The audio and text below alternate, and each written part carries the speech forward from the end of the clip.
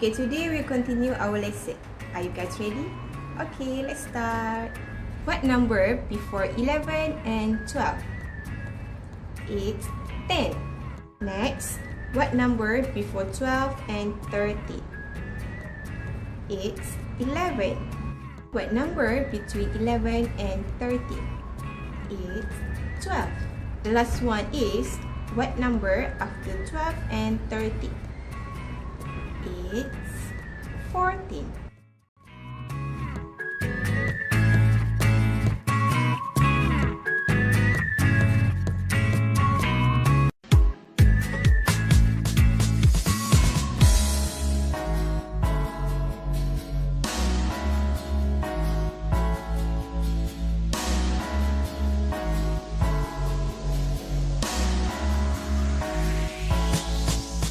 Alright, that's it for today. Don't forget to finish your homework and see you next class. Bye-bye.